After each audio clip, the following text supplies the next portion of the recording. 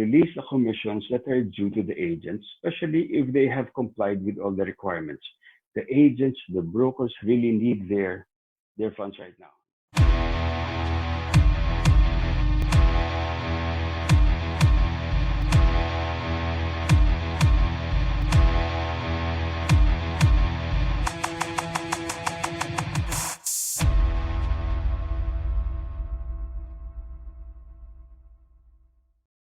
So good afternoon, everyone. Buongiorno e benvenuti. Welcome to this webinar on the current and possible future situation of the real estate sector in the Philippines. This event is brought to you by the Italian Chamber of Commerce in the Philippines. My name is Carlo Liay. I am the Business Relations Manager of the Italian Chamber, and I will be your moderator today. First of all, please allow me to thank the Dutch Chamber of Commerce in the Philippines for co-promoting this event, and of course, to all of you who are connected now from your homes. I hope you are safe and well during these trying times. Okay, to ensure the smooth conduction of the webinar, here are some guidelines to the platform. The Zoom webinar platform presents 3 features on your screen. Okay, so you are all muted. Okay, the first one is the chat, where you can write while speakers are presenting. Please refrain from posting links, as these are sources of viruses. And please do not abuse of the chat board, okay?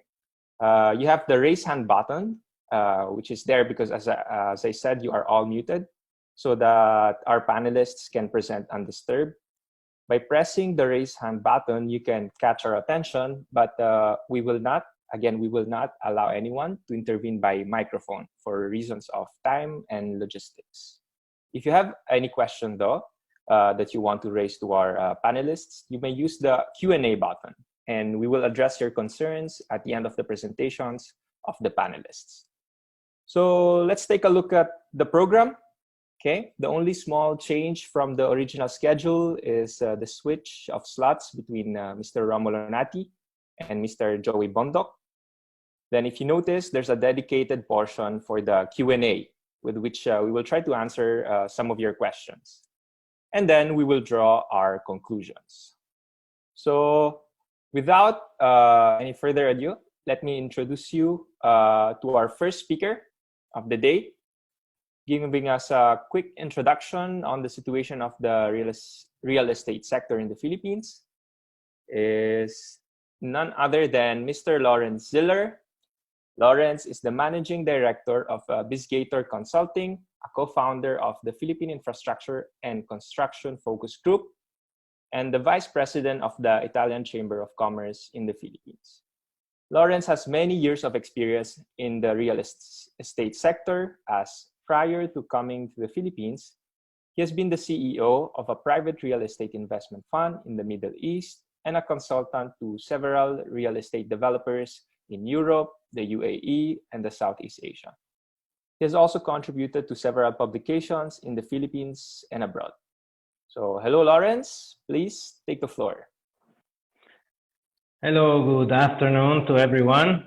I'm happy to be here and accompany you through this webinar.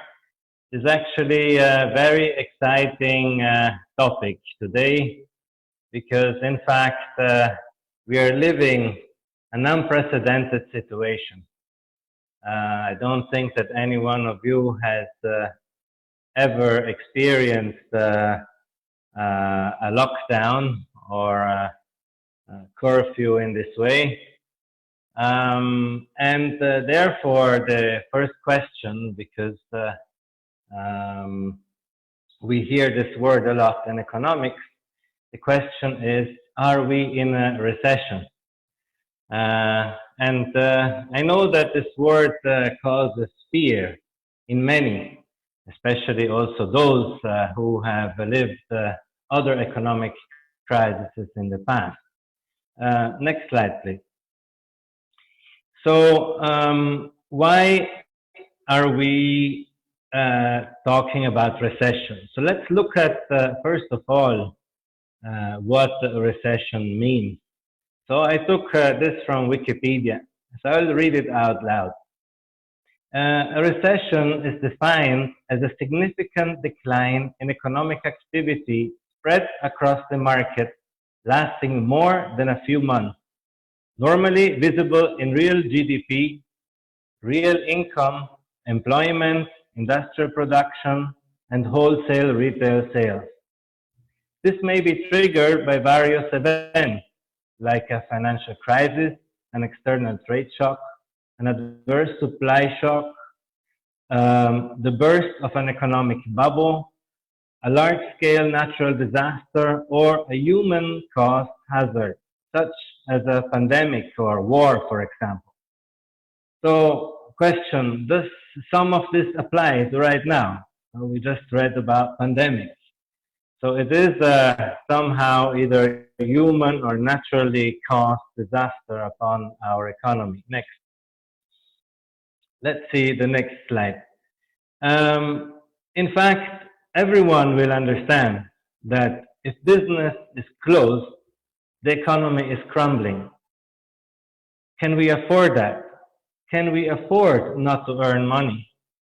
Can businesses afford not to do business?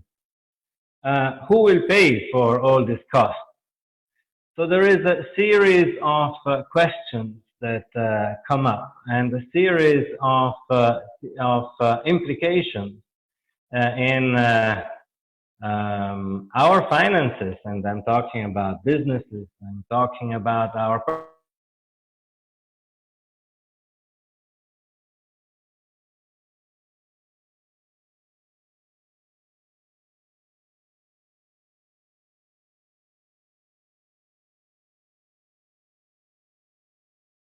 Can we see the next slide, please? We have seen articles that are talking about possible economic collapse if this lockdown keeps on going like this. And I think that's why also the governments are trying to tell us, oh, why don't we start slowly? So question mark, will this slowly start really help our economy? Next slide, please.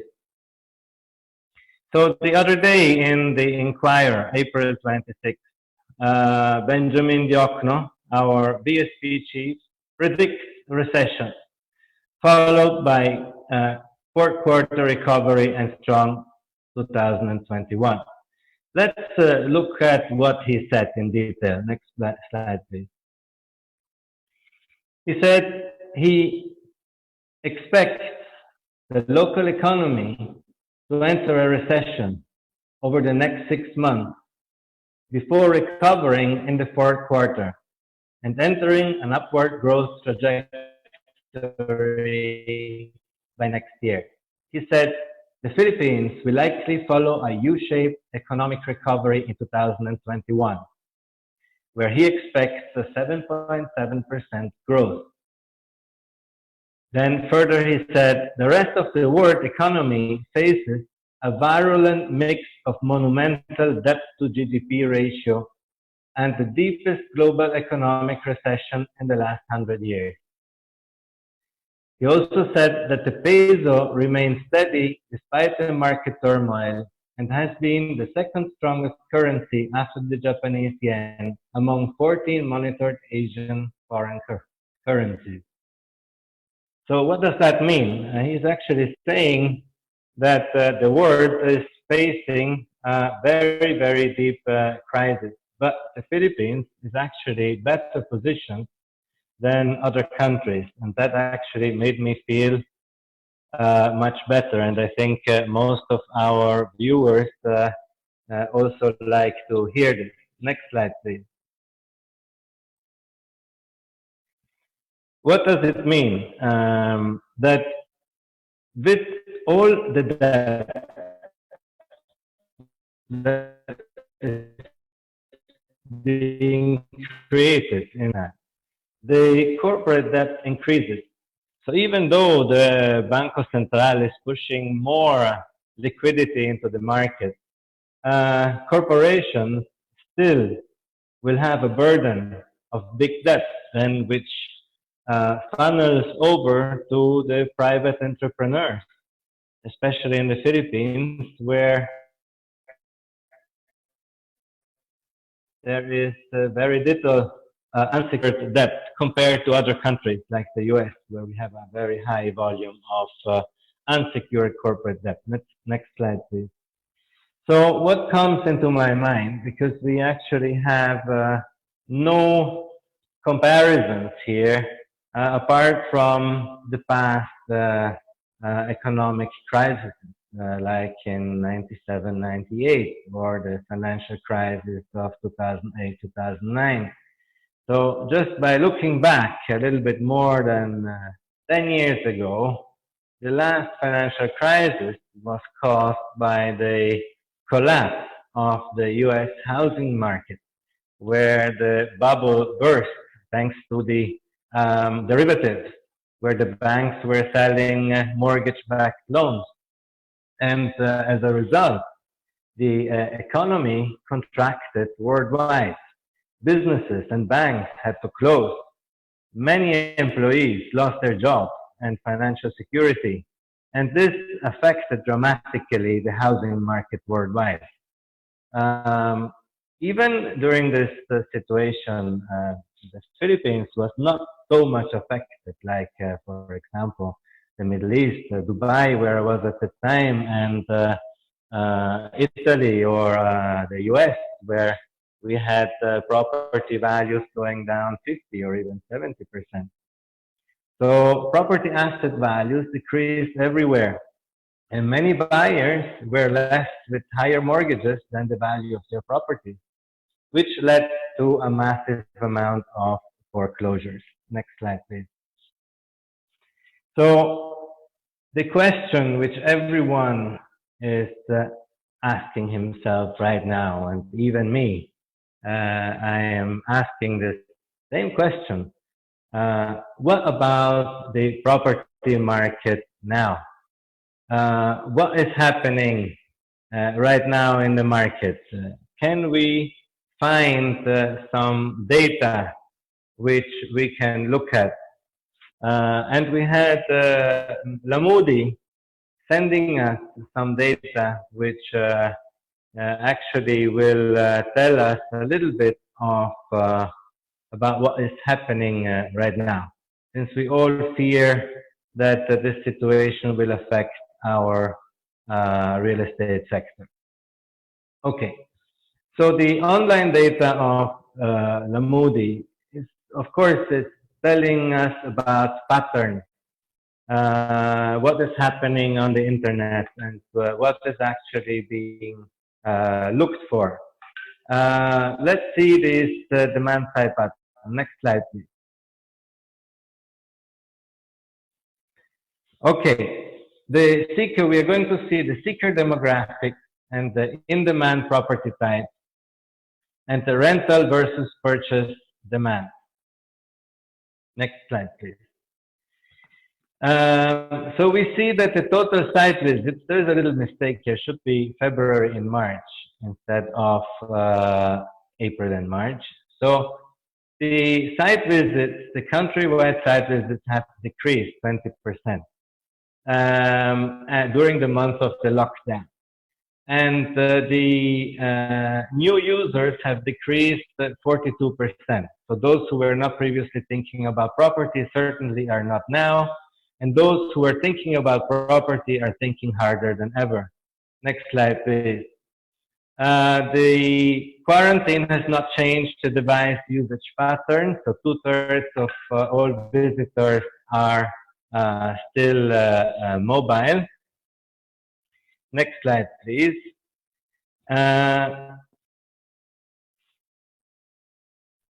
And here we see the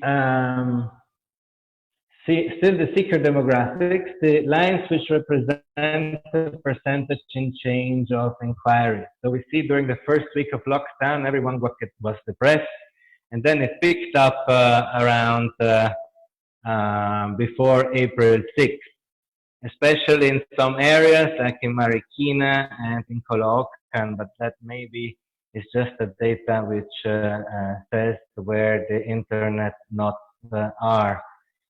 Let's go to the next slide, please. Metro Manila, who are the quarantine losers?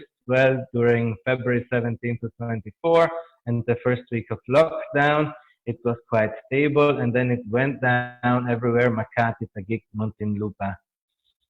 So these are lines represent a week-by-week percentage change in inquiries received by each city as a proportion of all leads in Metro Manila. Next slide, please. So these lines here, from February 17 to April 13, they represent the week-by-week percentage change in inquiries received by each city as a proportion of all leads in Metro Manila, including Pasig, Mandaluyong, Pasay, and Parañaque. So pretty much the same as Makati. So what are the takeaways? That means that high-end cities in the metropolitan center has decreased. More affordable cities in the NCR peripheral has increased. So people are more interested in the peripheral NCR location. Many cities in the belt around the metropolitan center is unchanged. So pretty much the pattern is unchanged, but we have a decrease in viewers. Here, the next is property type demand. So we can see that the residential lots have, after the lockdown, has peaked. You see very high, plus 40%. And also at the beginning, the apartments, and we saw especially on the outskirts of Metro Manila. And all the rest has gone down. So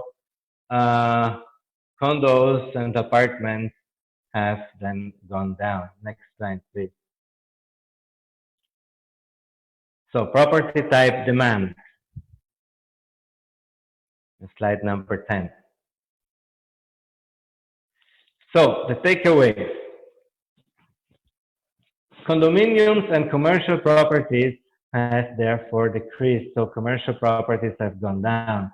And virtually everything else, so house types, lots, and apartments has increased. So people maybe wanted to look for cheaper places to rent outside. The rental versus purchase demand is a very interesting pattern. So a lot more people, I will make it short, a lot more people are now looking for rental properties compared to before, and a lot less people are looking for purchase properties. But it's still 45% and 54%. So let's go back to the other presentation. This was the data of Lamudi to give us more insight about what is happening. And so to answer about our fears, what is going on, I wanted to briefly underline the real estate cycle. We know that during a real estate cycle, there is a time of expansion, I think, which we were in right now in the Philippines.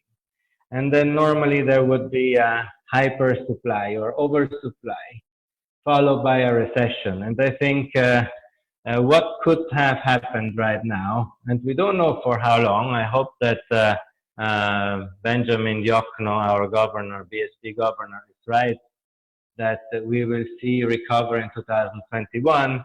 So we may be from an expansion gone immediately into a recession period. But if that is true, maybe with the help of the other speakers, we will see what is really happening. Next slide, please. So what are the possible scenarios right now? The possible scenarios are that many businesses will probably need refinancing. Business owners may need to sell their assets. And banks may foreclose on insolvent property owners. So if many people lose their jobs, I guess they won't be able to pay their loans and their properties. So there will be properties being taken back by the banks. So could it be that this will become a buyer's market, which means that we can go out hunting for opportunities? So what are the opportunities? here in the Philippines, or maybe even outside of the Philippines. Like in Italy, Italy is just in a very crippling situation at the moment. So is there opportunity outside for our investors? And how do we take advantage of these opportunities as a real estate investor? Next slide, please. Will there be a price adjustment? So everyone would like to know that if we bought at 100, if this will still be 100 tomorrow. So what property types could be affected? Agricultural land, residential properties, house and lot, condo units, commercial properties, office space, retail space, industrial properties. So my take is that with the closure of the malls and a lot of the retail spaces, probably commercial properties and retail space will suffer the most. And since the stay home agenda is on for a long time, or will be on for a long time, our houses and condos will be the safest place and the safest investment to be. So what is this? Next slide, please. This recession, is it negative, or is there also an opportunity? I always, especially after the past crisis, which I had to live through in Dubai, I know that there is a lot of opportunities out there for us, especially for investors and also for brokers. So let's see what kind of opportunities there will be. First of all, next slide, please. First of all, in order to grab opportunities, we need to change our mindset. We need to be ready for this opportunity. So are we ready for this opportunity? Are we ready to go out for hunt or bargain buying? Are we ready to look beyond our borders? So maybe this we can look at on a separate venue in future. I'm actually at the end of the presentation, and I think we will be launching, next slide please, we will be launching and answering questions to all our viewers. So please write down our email address and send us your questions. If you would like to discover more about opportunities during this time of recession, please write us and participate in our upcoming webinar where we will be talking exactly about how to avail.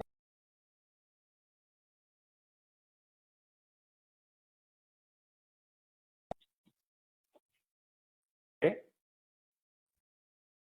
You're good. Yes, you were saying, Lawrence? I think yes, you got the last sentence. Yes? Yeah, I said that those who would like to know more about potential opportunities in the current market, they can send us an email, and we will also invite them to an upcoming webinar that will talk only about the opportunities during this times of so-called recession. Okay, great. Well, thanks, Lawrence, for that presentation. And please stay with us as we later answer to the questions of our attendees. Now, I will pass the ball to another celebrity from the Italian real estate industry to talk more about the current situation of developers in the Philippines. So, Mr. Romolo Onati, who is a multi-awarded Italian architect and the executive chairman and CEO of Italpinas Development Corporation. Okay. Italpinas Development Corporation is a real estate development company that specializes in the design and development of sustainable buildings in emerging cities across the Philippines. So, Romulo, please, the floor is yours. Thank you. Good afternoon, everyone. Thank you, Lawrence, for your presentation. I will share now my screen.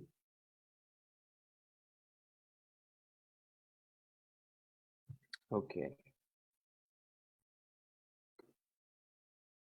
Okay, so just a few words about the company that I run together with my partner, Giorgio Levise. We are design-driven developers of sustainable properties in the Philippines. We are mainly interested in alternative locations, so in emerging cities in the Philippines. We are member of the Green Building Council, Philippine Green Building Council, and US Green Building Council. And all our buildings are green buildings rated by EDGE, which is a green rating system developed by the IFC, which is a part of the World Bank Group. Okay, just from my point of view, what I learned, I think I learned from this unprecedented situation. First of all, is stay home, correct? Because everyone have been hearing this since these problems started, not only in the Philippines but everywhere. Also in Italy, you know, Italy has been affected very much. And so the message is stay home. I think this is not a detail, because this stay home is like a tagline that has been impressed in our mind, and so soon in our behavior. So having a home, it looks like now a more relevant need than ever. In terms of how the real estate will be affected in the Philippines, I have been reading some reports, some studies done by the banks, because I think banks are among the most conservative in doing their analysis, because they are the one lending money, so they have very conservative. And in all the studies I have been reading, real estate is predicted to be the less affected by what happened. Obviously, hotels, restaurants, retail, some retails will be very much affected. In terms of also competition with hotels, because I have been reading that now people, for example, in Europe, where the summer season is about to start, so summer means vacation in Italy, people are looking more for apartments to be rented rather than hotels. So this means that in terms of invest our money, would be quite interesting and profitable to invest in real estate, so that we can create a passive income out of it. Interest rate, I have taken this info from the bank studies I've been reading, are going down. They will go furtherly down. Lawrence mentioned about the Banco Central, and the Banco Central has been reducing the cost of money since the beginning of the year. And the governor said that further reduction are expected. So this is quite good, I would say, because since I am in real estate, I know that when home loans go down, I mean, people is more interested to buy, because their cost of money is lower, and so the purchase price is lower. So to me, this is a very, very important indicator. In the Philippines, I would say that not all the provinces have been affected equally. Some more, some less. So we can talk in general about how is the Philippine response to this emergency, but we should also talk about how this emergency affected different places. As a matter of fact, we have projects in Cagayan de Oro and Cagayan, and knock on wood, that's been not too much affected by the virus. And by the way, not only by the virus, but also what I think is the real virus, which is the hysteria. I'm not saying that this virus, I don't have comments about the danger of this virus. I'm just saying that the media has been quite aggressive in giving information, and we all share social media, and there were a lot of fake news. So to me, it's also very important to see how people psychologically reacted to this emergency. And for example, in Cagayan or also in Batangas, people are much less affected. And to me, this is a very important aspect. Also for the market, because I mean, perception at the end is reality. We'll discover also that internet is one of the most important thing, I think, after food, water, there is internet that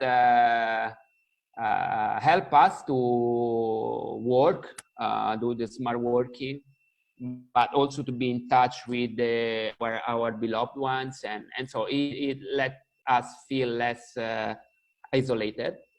And what I also learned is that it's very important the environment where we live, because assuming there will be other lockdowns or similar problems, I mean, it's very important the unit, the ambient, the space where we are going to be to spend our time. In terms of forecast for the real estate in the Philippines, I think that Philippines is more resilient than other countries in terms of economic stability. First, because it has good fundamentals. Banks are liquid. The GDP debt ratio is, if I'm not wrong, below 40%, and the demographic is extremely young.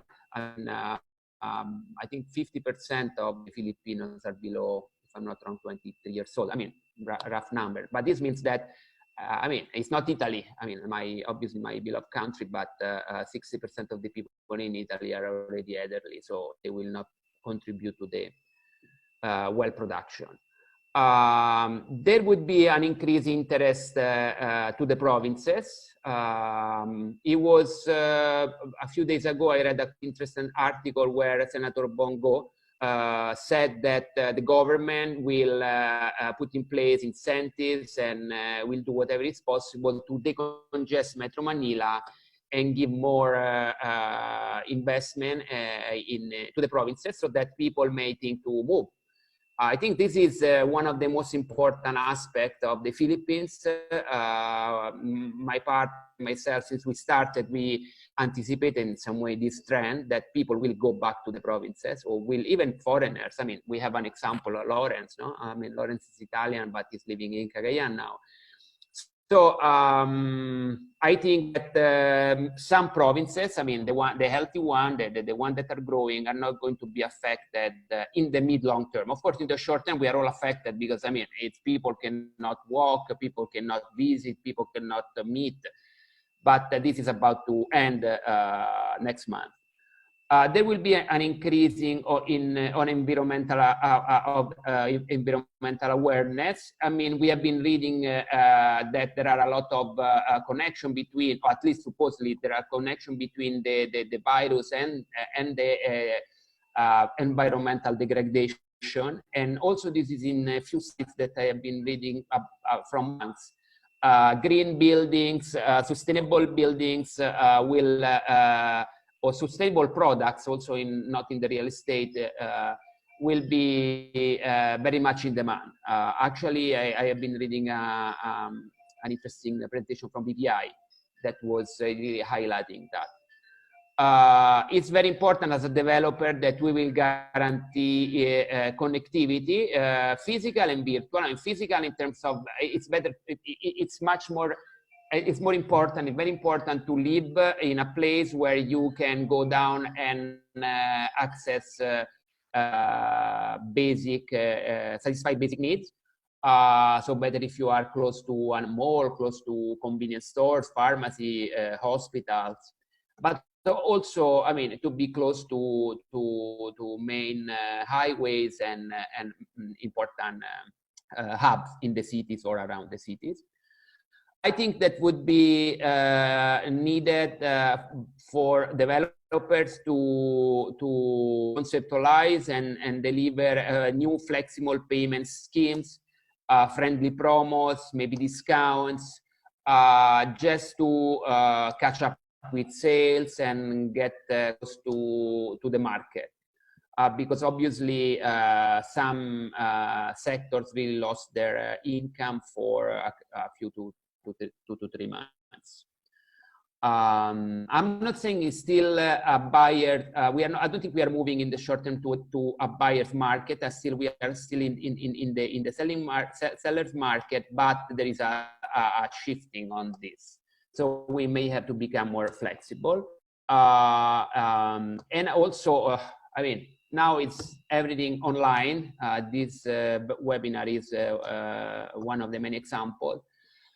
So internet marketing must be the way, must be the, I'm not saying the traditional have to be abandoned, absolutely not, but in terms of product awareness, in terms of marketing, every developer will have to be more smart and active in the real estate, in the online marketing.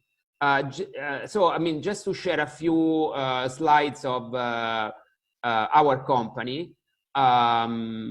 In short, we already anticipated, as I said, that the population in the Philippines, which moved drastically and massively from the provinces to Metro Manila in the past 40, 50 years, will now think to go back to the provinces, where a cost of life is lower, there is less traffic, more job opportunities, and so forth and so on. The middle class will still rise in the Philippines. I don't think, I mean, this is a trend that cannot be stopped by this emergency. And the gap of for affordable housing market is still there. We are talking about millions of units. Of course, we need to understand which kind of units and where. And I mean, so far, these are the projects that we have done. This is Cagayan de Oro in Primavera Residenza in Cagayan de Oro. This is also another project which is under development in Primavera City, still in Uptown Cagayan. And we have a project in Santo Tomas, Batanga. So, I mean, fortunately, as a company, we are positioned quite well because we do not have project in Metro Manila. And unfortunately, I think that there will be some slowdown in real estate volume transaction in Metro Manila. People will think more and more to go to the provinces. So we are well positioned, and I think we can expect that more developers will go to develop in the provinces. From my side, that's it. And if you have any questions, please just do not hesitate to ask. Thank you, everybody. Thank you, Romulo. There are actually some questions already addressed to you, but we will give space to those questions later in the Q&A portion. Okay. Okay. Again, thank you again for your presentation. Thank you.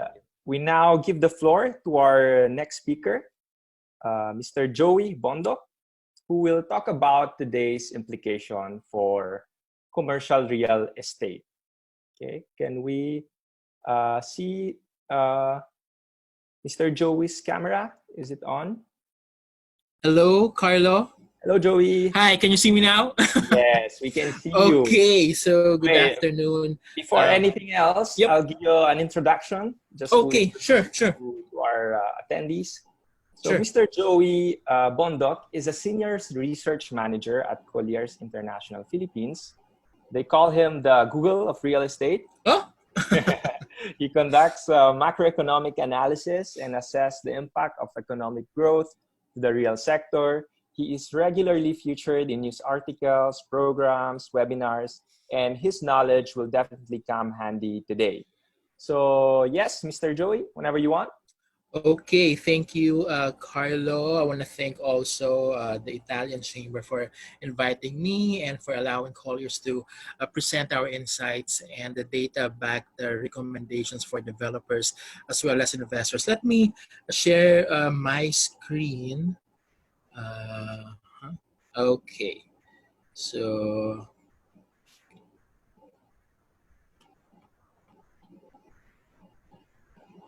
okay, can you see it now, Carlo?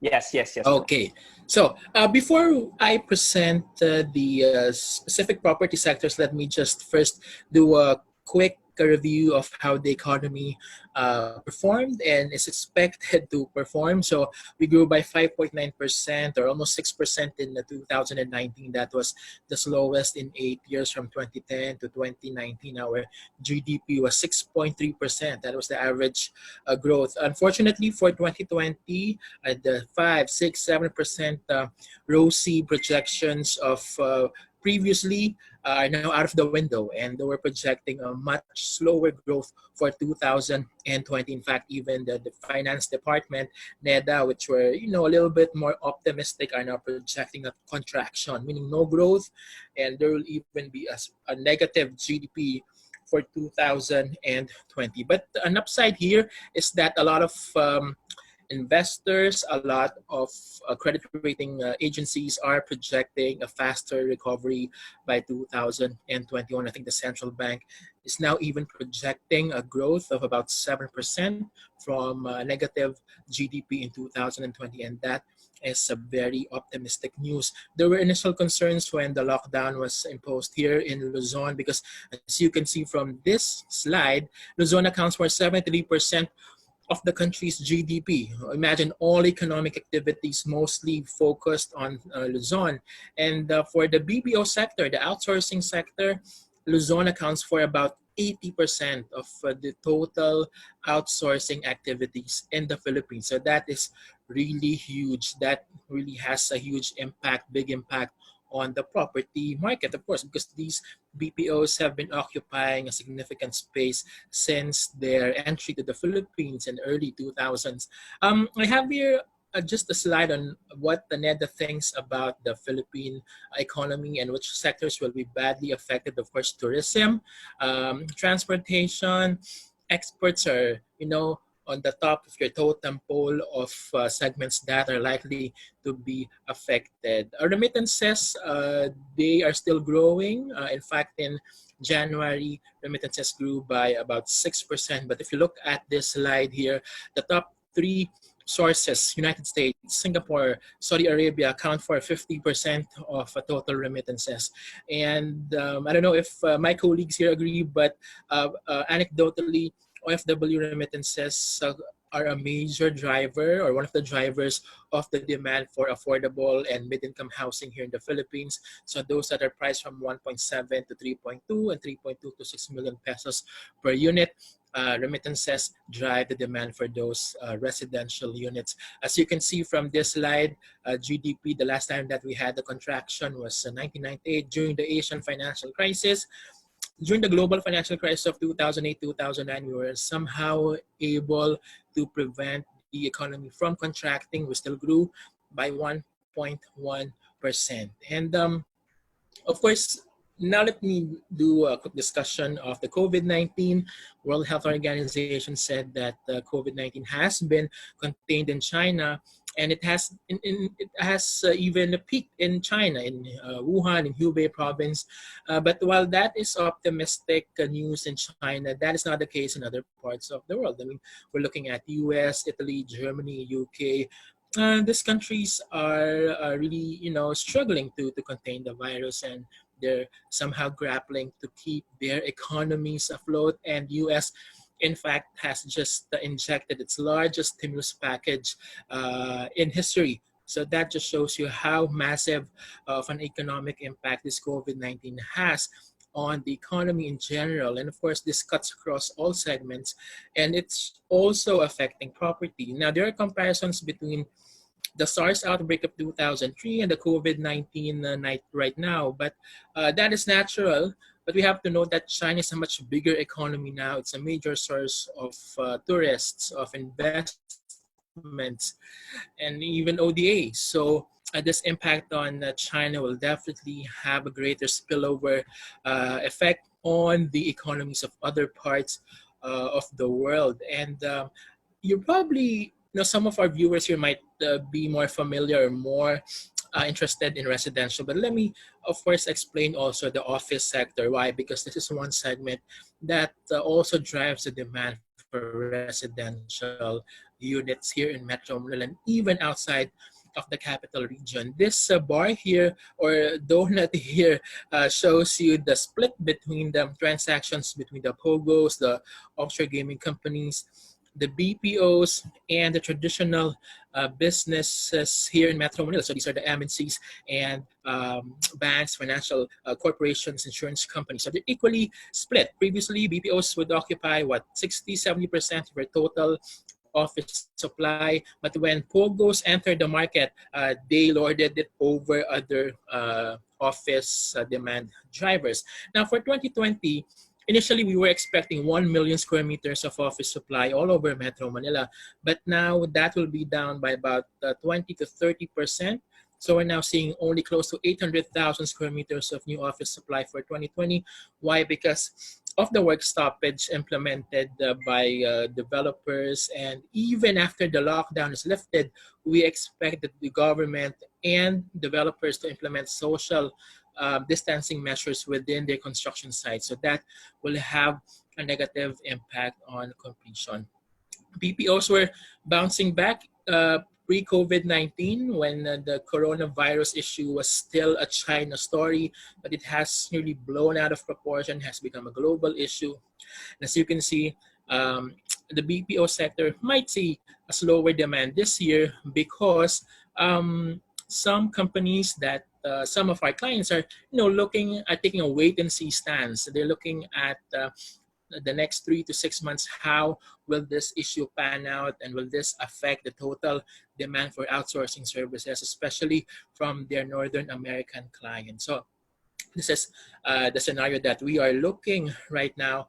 And definitely we're seeing less inspection activity. Number one, you cannot expect physical office now, and even queries are really slowing down. So the objective analysis here and statement is that there will be a slowdown in terms of office absorption in Metro Manila. POGOs have been occupying space since 2016 and now cover 11% of total leasable space here in Metro Manila. That's 1.26 million square meters of office space that they occupy all over Metro Manila. So that is huge.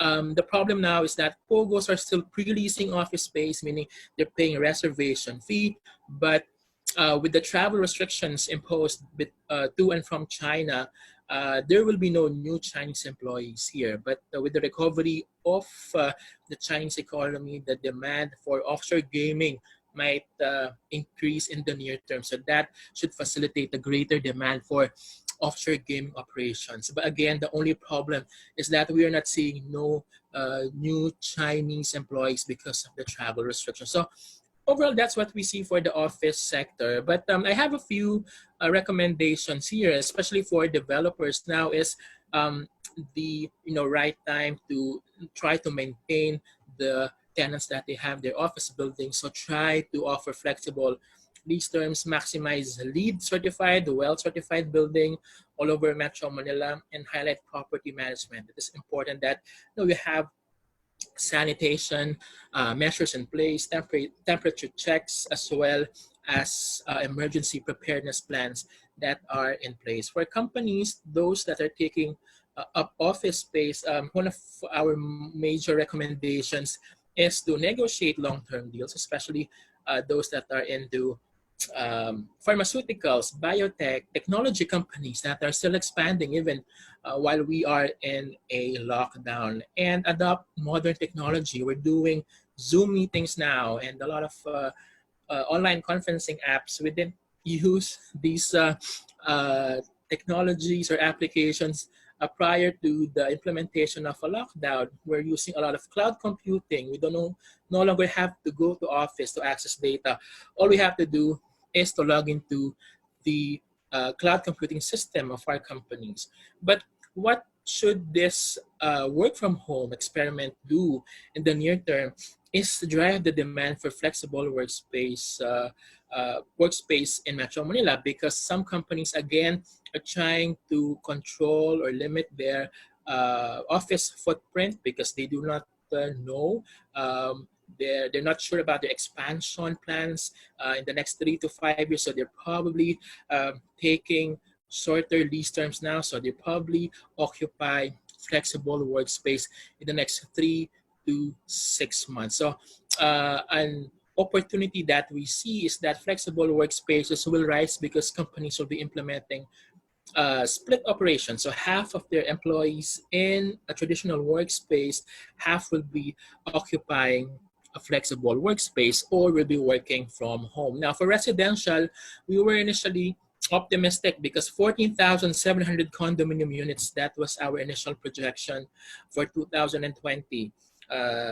This was our initial completion estimate, but because of the work stoppage and construction delays, we're also seeing delays in the importation of raw materials for fit outs. For instance, we will see less new supply for 2020. In fact, we're now looking at about 10 to 11,000. So this will be down by more than 3,000 units. But bulk of these condominium units will be in the Bay Area. 80% of the new units will be in the Bay Area alone. This slide shows you that even with the global financial crisis, the prices of condos have somehow plateaued. There was no significant reduction. The only time there was a significant drop in the prices of condos was during the Asian financial crisis of 97, 98. And it took a while before prices recovered. So this just shows you how volatile the movement of the PSEI is, of the stock market, versus the movement or growth of prices of condos. So this will probably tell you which is the more viable option in terms of investment, because somehow the track of condo prices smoothens the boom and bust cycle of the PSEI. This slide shows you the take-up as well as the supply of condo units in the pre-selling market. And as you can see, starting 2016, there was a greater demand for condominium units.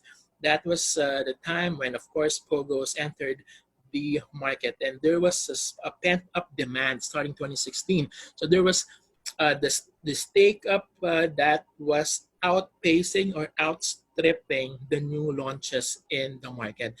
And the objective observation of Colliers is that we will not see a pent-up demand for 2020, but if market conditions improve by the second half of 2020 and the demand kicks in again by 2021, then we will probably see a recovery of the residential market. This slide again shows you which is the more attractive price segment of condos. So bulk are still in the mid-income, those that are priced from 3.2 to 6 million pesos per unit, followed by your affordable 1.7 to 3.2, covering about 28% of the market. Of course, you also derive some sales from foreign tourists. So unfortunately, we will see slower foreign arrivals for 2020.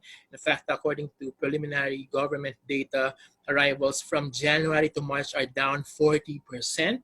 And initially, prior to the COVID-19 and lockdown, we were seeing more Japanese, Chinese, and South Korean tourists. When they visit the Philippines, they were attracted by the beauty of the Philippines and bought condominium units here. But unfortunately, because of slower arrivals, we will definitely see less sales from this foreign arrival segment. And the Chinese have been also driving the residential sales. However, because of the travel ban, we will see less POGO employees, less Chinese investors that will take up condominium units here. There's a positive. What I can tell you is that during the 2003 SARS outbreak, the arrivals to the Philippines dropped by 1%, but immediately after a year, foreign arrivals grew by 20%.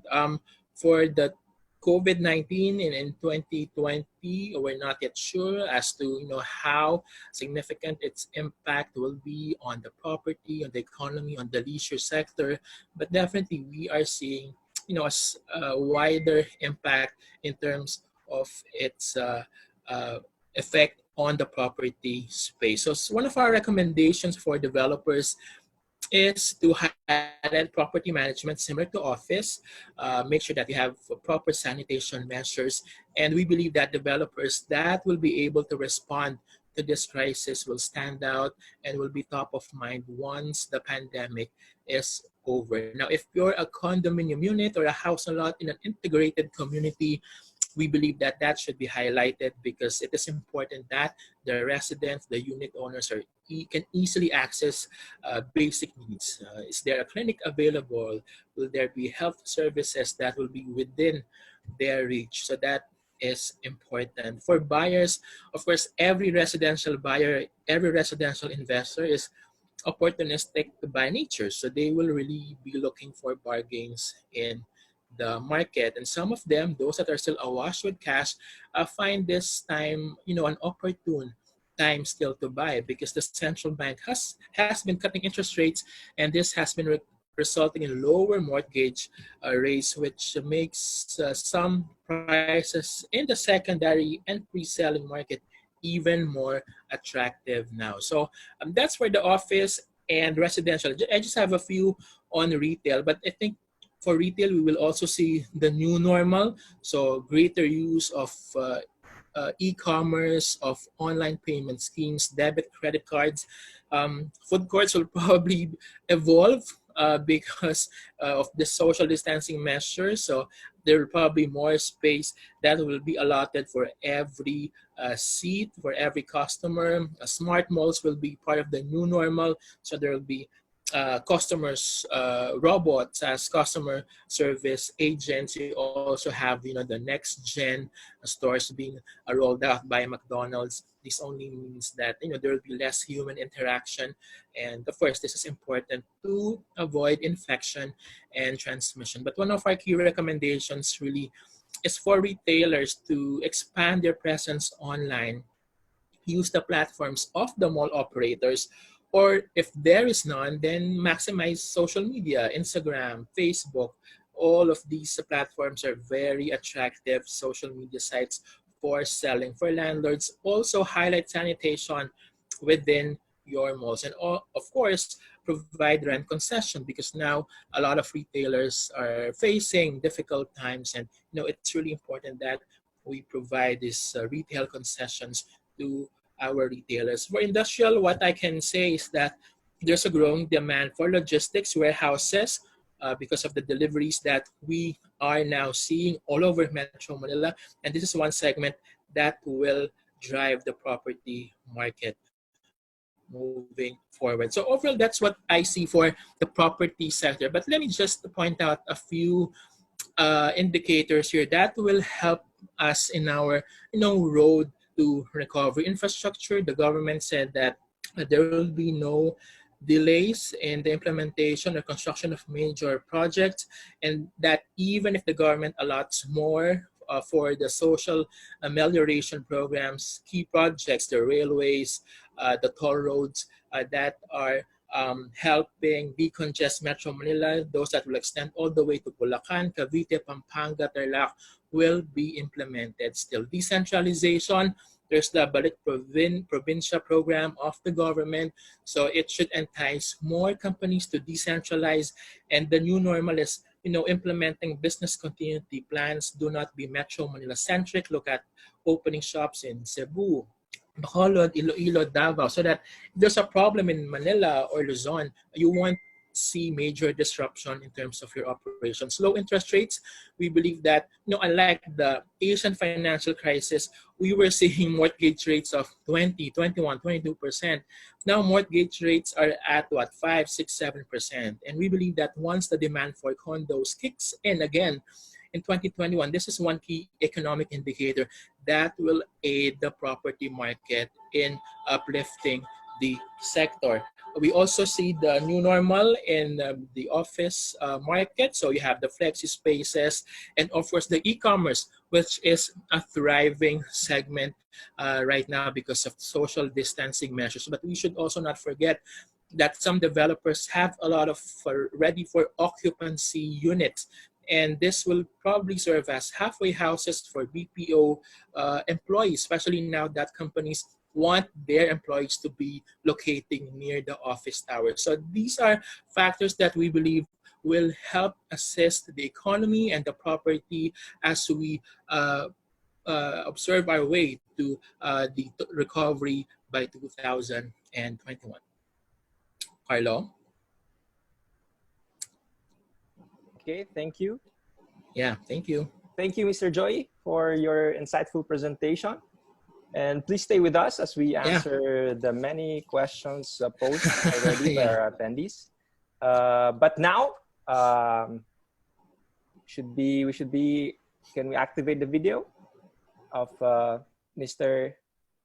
Andy so that I can introduce him? There you go. Last but not the least, Mr. Alejandro Maniala will give a presentation on what it's like for consultants and brokers during this time. Okay. Mr. Andy is the co-founder and chairman of Habitas Developments, and he's truly a legend in the real estate industry with 30 years of real estate experience. He's the immediate past chairman for 3 consecutive years of the National Real Estate Association in the Philippines, and was recently inducted as Vice President for Housing Affairs of the Chamber of Real Estate and Builders Association. On top of that, he's also the operating principal of Keller Williams Manila Bay. Okay, without further ado, Mr. Andy Manialak. Hello.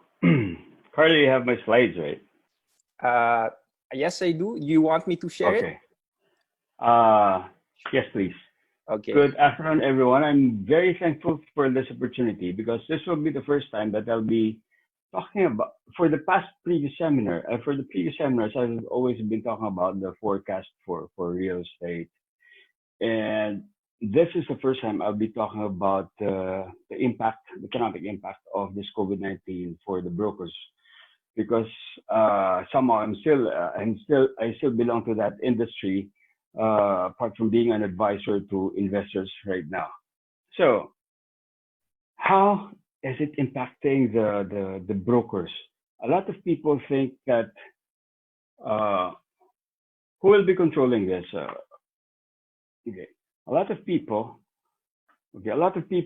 are expecting, oh, brokers are making a lot of money. But on the other side, what they don't see is that brokers or agents are usually on a commission basis, except for those who are employed with big developers. So how has this impacted their sales and their activities, and of course their income? Next slide, please. Okay.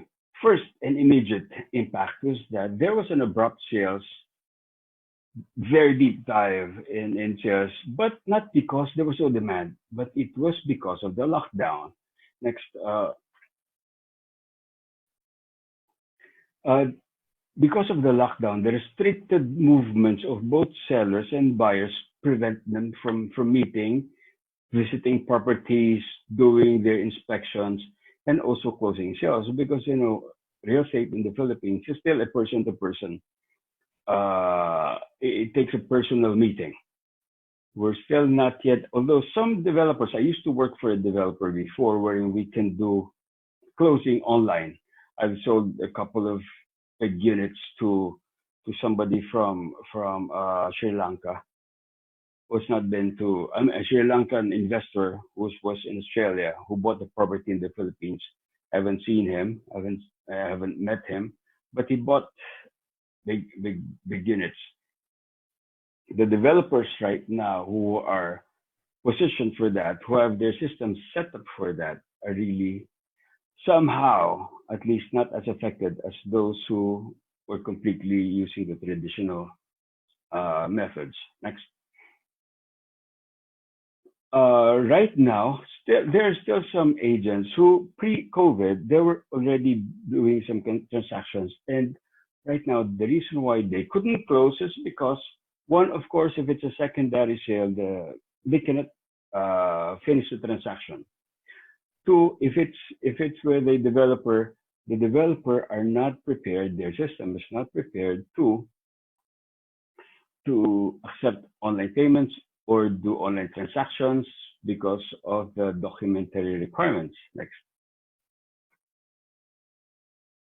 Now, this is where the problem of some of the agents come in.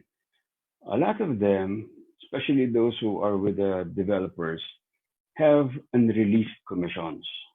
Of course, because of the lockdown also, skeletal force lang yun na dun sa developers. They cannot process documents, they cannot process commissions. Even though some of the commissions may be due already, but there are some problems. Of course, the developers, we have also to understand them that right now their cash flow is really terribly affected. So this is one major problem of agents. Next. Now, recently, at the beginning of this lockdown, there was already the declaration of the moratorium of payments. Now, doing this will further delay the commission releases. For those who are not familiar with the system, most agents only get their full commission once the buyer has completed the 20% down payment, which with some developers, it takes them 5 years. It takes them 5 years or 4 years or 6 years to complete that 20%. So until the time that the buyer has completed that payment, the agent does not get the full commission. Some developers have partial release in tranches. Okay, but then now with this moratorium, the fulfillment of that minimum required amount will be further delayed, which means the agent on the other side will also have to wait longer for the release of their commissions. It's good if the developer is still paying them their allowances, but if not, then they will be experiencing some financial difficulties. Next. Another thing is that agents, of course, as we say, what is work for a salesperson?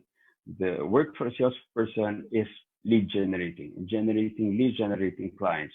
While they can still promote their projects or their properties online, the challenge there is that the transaction will still require a personal meeting, especially, as I've mentioned earlier, for those developers who are not prepared to do and accept online transactions and do not have online documentations. So that's another challenge. I may have clients, I may be able to advertise now. I may even invest on Facebook advertising, but then is it the time to do it now? Or maybe just before the lockdown is lifted? When will be the right time to do massive promotion? Okay, so next. Now, on the other hand, some investors are deferring their payments. Maybe they have a lot. I still believe that some of them still have their budgets for this, because very few buyers get into this long-term commitment without thinking of a buffer fund, without setting aside a buffer fund for at least 6 months. They know that, okay, they allocate at least 3 to 6 months buffer for payments of this one, just in case anything happens. Okay, if not, if they were forced by the agents before, then that's a problem. But for those who are responsible investors, they have allocated some. However, given the moratorium, some of them take advantage of that moratorium. Okay, so that again becomes a problem to the brokers, because it delays the release of their commissions. Next. Also, from the side of the developer, some developers have started downsizing their salaried in-house teams. For those who are in the industry right now, you will see two activities happening. Some big developers will post they're hiring massively new sales agents. They're preparing for something big. But on the other hand, some developers have already downsized their salaried sales team. The developers are now expanding their brokers network, which is actually the more practical thing to do. Now, is it is it really wise for the developers to start recruiting now? If they're doing that now, they have to be very careful with that, because definitely, who do you think they will be getting? Either they will be getting those who are new in the industry, or they may be getting those who were laid off from another developer. Developers will only lay off their agents if their agents are not productive, at least in most cases. So if I will be hiring agents, I will have to be very, very careful, especially in the interview, because one, am I getting somebody who's very new? And remember, there's still a long learning curve. In a challenging period like now, in tough times, you need the toughest agents. You need the best agents. Not unless you have a lot of money to spare to train them and get through the learning curve. Okay, so just be very careful with that massive hiring, because some agents, some sales managers, they're required to fill up their teams, and they just hire anybody they can get. Okay, so just be very careful with that. Next.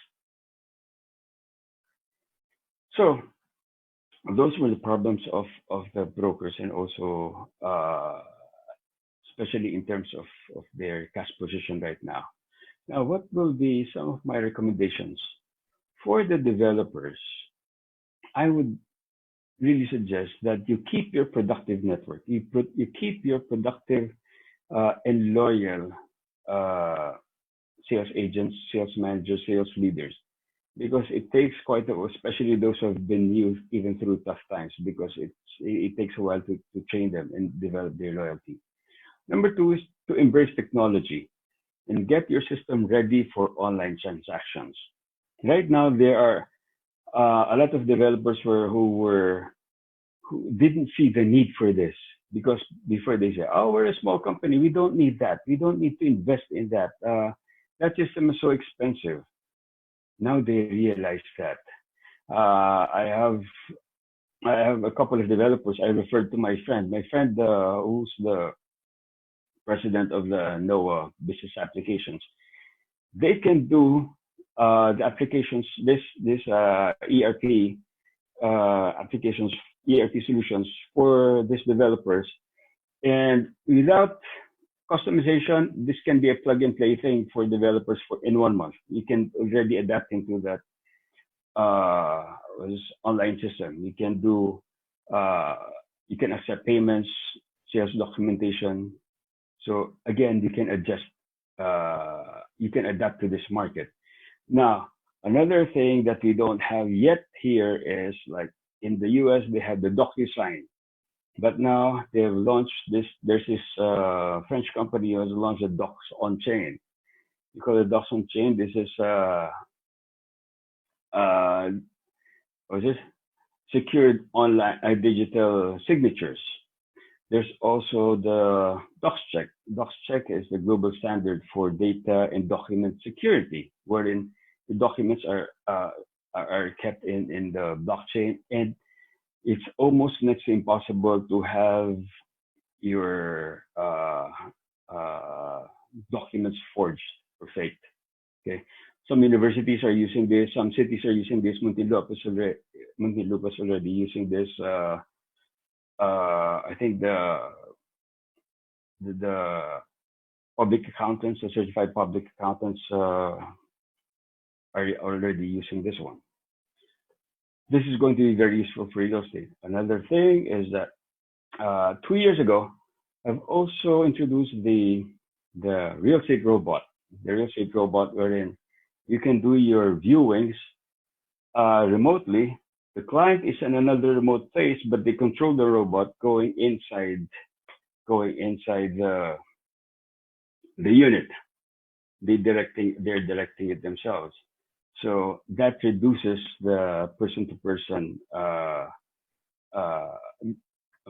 That reduces the person-to-person transaction dealing. So that keeps you safe. However, it's like talking to the client, okay? Because you see their face in the robot. It's very interesting. Another thing is that maybe I would also suggest that developers release the commissions that are due to the agents, especially if they have complied with all the requirements. The agents, the brokers really need their funds right now. You see, the agents only make money when they sell, and they've done their job. If they completed all the requirements, that means they have done their job. So I think uh, they should be compensated for that. Give them what is due to them. Now, if you have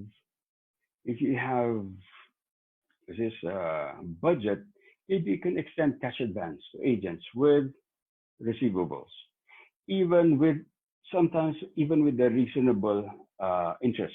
I think agents would understand that because you have your costs too. So, but I'm sure these agents.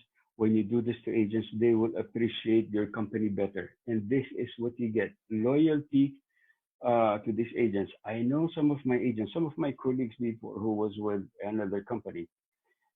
I can still see them there. They've been there for 18 years, 15 years, 14 years. You try to poach them, they will not leave. Even if they have very low uh, salary, they love that company because that company really takes care of them. Okay, another thing is that this is the time that your agents will need real training, not orientations, not product knowledge trainings only, but how to survive, how to survive in times like this. Teachers or trainers have not experienced that. They've been in the classrooms, but then real experts who've been through war, who've been through this crisis, can share their experience with their agents on how to survive and actually thrive during this times. Now, another thing is to develop projects that will cater to a bigger and more sustainable market. That was the suggestion of Lauren Ziller earlier. That was the suggestion of Romulo Nati earlier. That was the suggestion of Joey Bondoc earlier. See, you can adjust, you can shift with this market. You don't have to just be firm. I mean, if you have developed a certain project and you believe in that niche, if you can wait for that niche to come alive again, go ahead. But your other option is to follow the shift. Follow the shift. Next. Now, for the brokers, for the agents, for the practitioners in general, this is just my opinion. First, stay in the game. Stay in the game. This is not the end. This is a hump. This is not the end. This is a dip, but this is not the end. All the all the economists and even the World Bank, the ADB, S&P, Moody's, they're looking at a sharp recovery next year. You stay in the game. The clients need you now. The clients don't need the agents when the market is good. The clients need you now. Uh, Now, also keep your cash and cut your costs. For those who have big overhead, big operations, and who would like to reduce their costs, okay, try looking at Keller Williams. Now, Keller Williams, you can enjoy your uh, office staff training without that overhead that you're having right now. Try to explore that one. Serve your clients and associates. Share your knowledge and useful information and expertise with your team and with everybody. Be the community expert, okay? And then shift with the market. Shift with the market. You may be selling high end now. You may be selling upper high end now. You may be selling super luxury projects now. But if the market there is not moving, try shifting to a market, to a more sustainable market. Okay. You may sacrifice your convenience, but this market, at least it's moving. Okay. Shift with the market. So stay, save, serve, share, and shift. Next is help your clients Take care of your existing clients. Take care of your agents. Your agents need you now. If you have your agents who have been loyal to you for the longest time, take care of them. And I'm telling you, they will appreciate that. They will return the favor with loyalty. They will return the favor with more service once, especially in these times of crisis. Take care of your existing clients. Offer them help. Connect with them. Build relationship with them. Call them now. Ask them how they're doing. Offer help. Any help, whether it's real estate related or not. Be on top of their minds. Be on top of their minds. Next. Associate with positive people. You see, everywhere you look right now, all the social media, television, radio, you don't have to. Everywhere you look, there's all bad news, bad news, bad news, bad news. On top of that, you have fake news. And fake news. So try to avoid this, people. Try to avoid reading this bad news. Otherwise, it influences you. It affects you a lot. So you associate with positive people. You expand your reach. You call your clients. You update your clients with what's good that's happening in the industry. So share with them what you've learned through the webinars. Attend these webinars and then share it with them, or do a watch party with them. Stay positive. Associate with positive people. Don't let the negative people drag you down. You see, the easiest thing to say now is that, oh no, the real estate will go down. Economy will go down. That's the easiest thing to do, because some people, they're afraid of being wrong. That's why the easiest way to say is economy will go down. If it crashes, then they'll tell you, see, I told you. Right? So associate with yourself with very optimistic people. Next. Reinvent yourself. While we're in lockdown, treat your homes like a cocoon. When you go out, you're like a beautiful butterfly. You improve yourself. You don't change your goals. You just change your strategies. Whatever your goal is for the year, stick with it. Just change your strategies. Again, as I've mentioned earlier, shift with the market. Learn new profitable skills. There are a lot of free online webinars. There are a lot of free online trainings. Okay, so learn new profitable skills that you can use in your business. Train to be the best, that people will look for you. You see, once this is over, now everybody has experience to be online. Now you will not see people giving out flyers in the streets. The battle will be online. How do you stand out online? How do you stand out amongst this noise? How will people look for you? And when they find you, what will they see? Okay. Will they see you as a specialist, as an authority, right? So you work on that. Change your work habits. Anybody can sell during the good times. This one will separate the man from the boys. Okay, so bakbakan to. This will be very, very challenging. So, but if you will survive this, then you're a real champion. Next. And then if you're a broker, brokers are supposed to have agents with them. And inside companies, you have the managers or the VPs and managers or the directors and then the agents. Keep your agents loyal to you. Don't treat them as, may benta ka ngayon, pag wala ka na bukas, tatapon ka na. Keep them loyal to you. Train them. I know a lot of managers don't train agents because they think that, why should I train that agent? What if they leave? The question is, what if they stay? Right? So train your agents.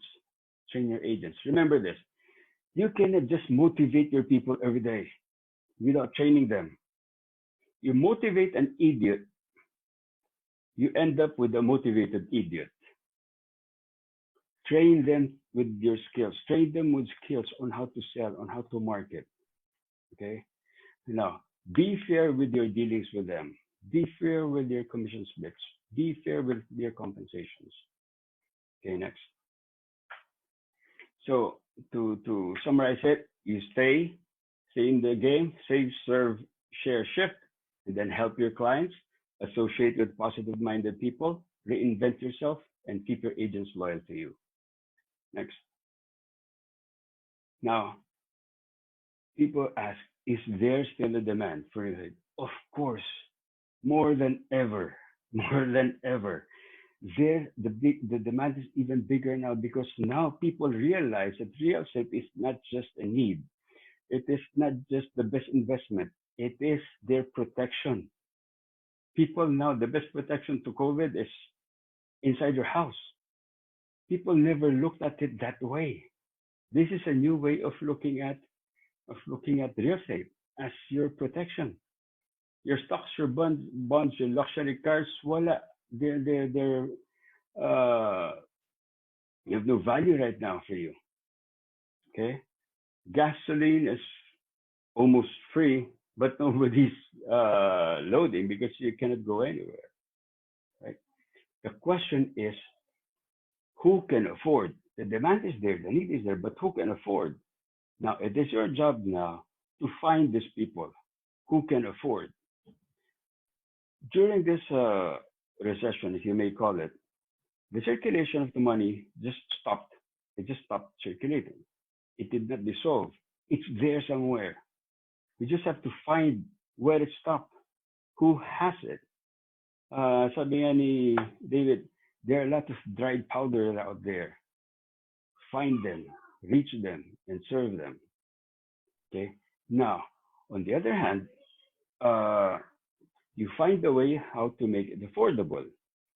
Or another one is find something which is affordable to this market. Number three, if you have projects already, which is there, try to find creative ways of financing to make it affordable to this market because the demand is still there. Okay, now you just have to find it. Next. Last, and to my code practitioners, especially to the new ones, you take this experience as an opportunity to learn. This will be a part of your story. How can you tell a compelling story in the future if you became a champion only during the good times of real estate? If you survive this, if you can thrive in this crisis, then you are a real champion. Thank you very much. Okay, thank you so much, Mr. Manyalak, for your precious insights. And thank you for all the panelists today for giving us such interesting presentations on the real estates in the Philippines. Okay, so as promised, we now move on to the Q&A portion. And I welcome to unmute all the panelists now so that they can answer to the questions of our attendees. The first question goes to Romulo. There's a question on, it's more of asking for advice. Mr. Nati, can you please tell us if your plans for 2020 in terms of launches and capex? And may I ask if you are experiencing any fallouts? Okay, regarding capex for this year, we're already set for the development of Miramonte project, which is around more than I think around 500 to 600 million pesos. Similar for Primavera City Phase 2, which is similar capex. These two projects have been already sold for around 60 to 60%. So far, we didn't have any delinquent buyer. We are happy about it and lucky maybe. We even gave the moratorium also to clients for the regular payments, and many didn't avail of it. About other capex, I cannot disclose because we are a listed company, and I cannot disclose anything that is not already posted in PSC. Of course, of course. Thank you for your answer, Romulo. We now address the Thank question to Sir Joey. Sir Joey, you presented a jump in 2016 due to the presence of POGOs in the Philippines. Yeah. And it has been steadily increasing up until 2020.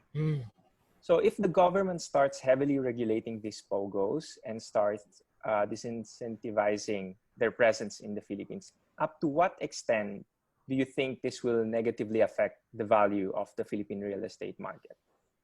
Okay. Number one, actually for POGOs, there are no incentives granted by the government. In fact, the POGOs, they cannot stay in PEZA proclaimed buildings because they will not be able to enjoy the tax incentives that BPOs get.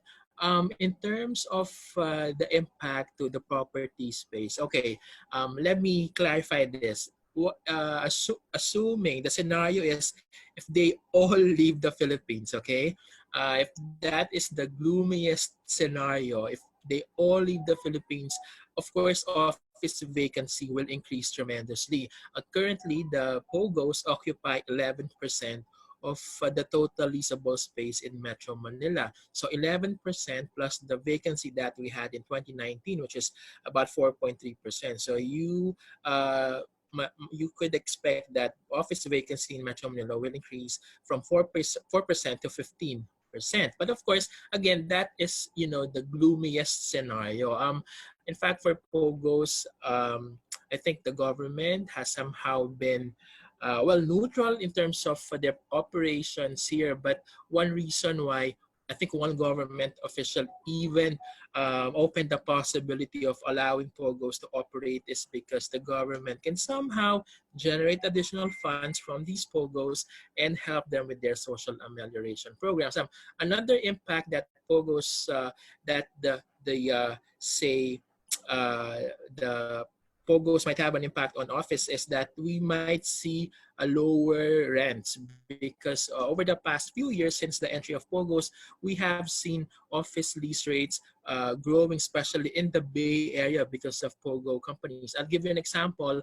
One POGO company will occupy office space in the Bay Area and will pay 1,300, 1,400 pesos per square meter. A non-POGO company, and this is a higher value outsourcing company already, which is very popular in the United States, would pay 800 to 900 pesos per square meter. So, that's the difference, 20-30% difference in terms of lease rates that POGO companies have been paying. In terms of residential, I will not specify which locations in Metro Manila, but you probably have an idea which. There's some districts in Metro Manila where the demand from POGOs has really been fueling the take-up for residential condominium because, whenever you have POGO companies occupying office space, you have a complementary demand for residential condo also. So there are some business districts where much of the demand for condos has been driven by POGO. So those are probably the locations where we might see a higher vacancy also for condominium if all these POGOs pull the plug and all leave the Philippines at once. But again, these are the worst case for the POGO scenario here in the Philippines. Can I add? Can I add something? Of course, of course. In that scenario that Joey mentioned, imagine that also keep in mind that a lot of the residential units were purchased by our local investors, let's say the OFWs, who are actually relying on the monthly rental income to pay their monthly amortization. And a lot of them are leasing this out to these POGO companies. Now, what will happen? And these are very high monthly amortizations. So, what do you think will happen to them if suddenly they don't get their income now from the rentals during this? During this crisis, no, there will be a lot of defaults. There will be a lot of cancellations or foreclosures. So again, at the end, si Banco na naman the banks will really be hit hard with this one. And at this point, I don't think even if the government wants to, personally, we cannot afford to do this. I mean, an exodus of this one abruptly. Mm-hmm. It's going All to hurt right. hard. All right. Thank you, Sir Andy, for that answer. One question for Lawrence, and maybe Romulo can also chip in for this one. The question is, which type of investors, buyers should we target for upscale high-end real estate? Since most business owners are affected and are not as liquid right now. And I would like to connect this question also to, the view of Italian investors and your experience as a real estate practitioners to the Philippine market. Well, I don't know. My experience, can you hear me? Yes, we can hear you, Lawrence. Okay. My experience with real estate is that whenever there is an economic contraction, actually the high-end market is the first one to suffer. And I guess the same will happen also here in the Philippines. As I was actually saying before, and even Romulo and Andy was underlining that, we have to look at the alternative market. There is very interesting opportunities outside of Metro Manila. And I'm talking about secondary cities, of which Cagayan de Oro, for example, is one of the top cities and top performers in the Philippine economy. Of course, also Bacolod, Iloilo, and other cities like Clark, Subic, and other cities in the Philippines. So we have seen the data where people are now interested and looking at decentralizing and maybe with this working from home, this will further incentive people to go back to the provinces where they originally came from and buy their homes there. So let's say the higher end properties, if we want to call them so, or the properties in good locations in the provinces, will probably one of the things that will thrive most if the market, let's say, snobs Metro Manila. We have already seen in Cagayan de Oro, and we have already seen in the other cities, in Mindanao and then Visayas and in Luzon, how they have been growing in the past 5 years. And personally, I made this lifestyle change, and I've decided last year to move back to Cagayan. I come to Manila once a month for a few days. And this is a real lifestyle change. You have a much better environment, less traffic, and there is much more space for many things. I think that will be beneficial for many. Now, this is one aspect. The other aspect is that maybe now we have the opportunity to look at other markets. I mean, why should Filipinos not look at buying in Italy, for example, or in Europe in general? Why should always Europeans come and buy here? I think we can also reverse this trend, and brokers can start picking up some of these opportunities and connect with Italian or European portals or developers and start promoting them here. So that's how I see it in general. Okay, thank you, Lawrence. Romulo, do you want to add anything from the Italian perspective? I think you're muted. You should unmute first. Okay, yes. No, just to close. I think that the urgency just accelerated trends that were already in place. if you think about the smart working, many companies, including ourselves, we're thinking we're already starting to implement, but of course not at this scale. People going to the provinces, the same. I mean, this was a trend that already started before this government, and with this government became even more relevant. And now after this emergency, it will become even more more relevant. And so when we are talking about investing in real estate, I always think that it's better to invest where there is less competition, of course, considering that there is a market as well. I personally, I mean, in the Philippines, I mean, I invested not in Metro Manila, personally with the company, and so far I've been lucky. I mean, Philippines, 110 million people. I think if you consider more than half live in Metro Manila or anyway in root zone. I mean, if you consider how big is the Philippines, I mean, there are many areas to discover. So I really think that, again, this COVID situation will accelerate trends that were it started. And I would just advise to go invest in the provinces, because not only Filipinos who left their provinces and they are now in Metro Manila would like to go back there. Also foreigners like Lawrence, I know many others, they live a congested city in Europe. They don't want to live in another congested city in the Philippines. They want to go to healthier and where there is a more relaxed kind of lifestyle. And OFWs. You think that OFWs, I mean, we're talking about 11 million people. If they invest, they do not invest only in Metro Manila. They would like to invest in their own province. And these 11 million people, Filipino, they are not all from Metro Manila. So my view didn't change before and after COVID.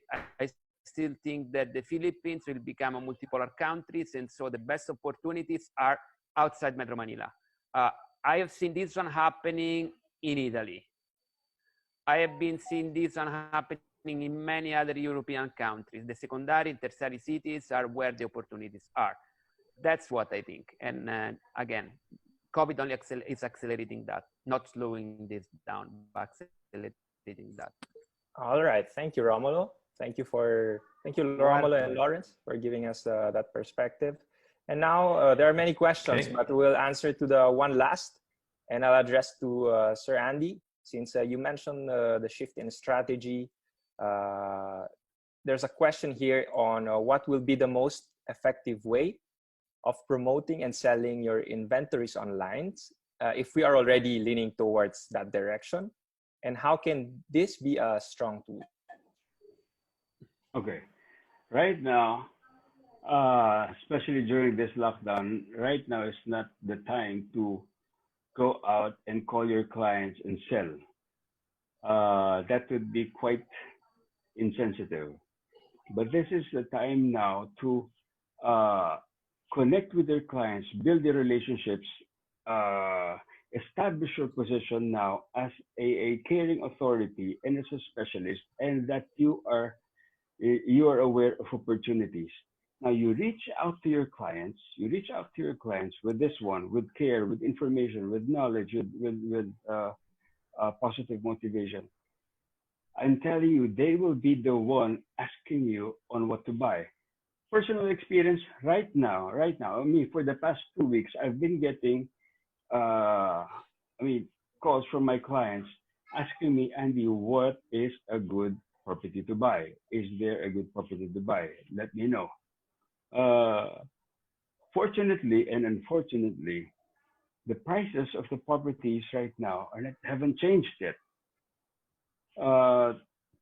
Some buyers were expecting that prices have gone down already. It's not yet happening. Okay, that's how stable real estate is right now in the Philippines. But I just told them I've just been getting this calls, and I told them, okay, right now I'm in the lookout for properties below market value, so that I can offer this to this list of clients. So what have I been doing? Nothing but reaching out to them, holding their hands, offering help, whatever it is. One client I just offered to send, let's say, is there anything I can get for you? Maybe even masks or whatever. Just let them know that you were thinking of them. And you don't only call them when you need to offer them something. Okay. So that's the best thing now, because right now, whatever you do to push your project, I see a lot of people still advertising.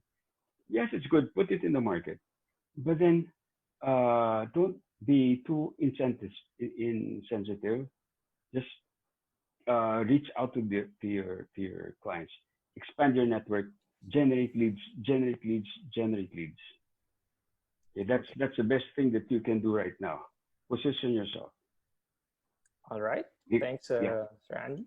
Sir Joy, do you have other? Yes, Sir Andy. Yeah, because even if I sell to you right now, I cannot close a transaction. Yes, right. Right. Yeah.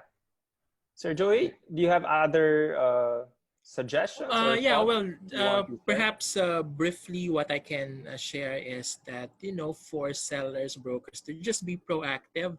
I agree with what Sir Andy said. Don't be too pushy in terms of selling your projects. Just be proactive, touch base with them, because as I mentioned, when this pandemic is over and the market, the appetite for condominium again stabilizes and kicks in again in 2021. The developers, the brokers that stood out and kept in touch and touched base with their potential investors will stand out and will be top of mind. And they will stand out once this pandemic is over and when we again see that pent-up demand for condominiums kicking in by 2021. So that is generally my key recommendation for brokers and the sellers. All right. And that concludes our webinar. Thank you to all our panelists for joining us today, for sparing their time, their precious time to the Italian Chamber of Commerce. I hope you enjoyed this webinar. And please stay tuned as we are going to have more free webinar opportunities in the coming weeks. Follow us in our social media channels, in our website, and stay safe, everyone. Grazie e arrivederci. Thank you. Thank you very Thank much. you. Bye, guys. Stay home.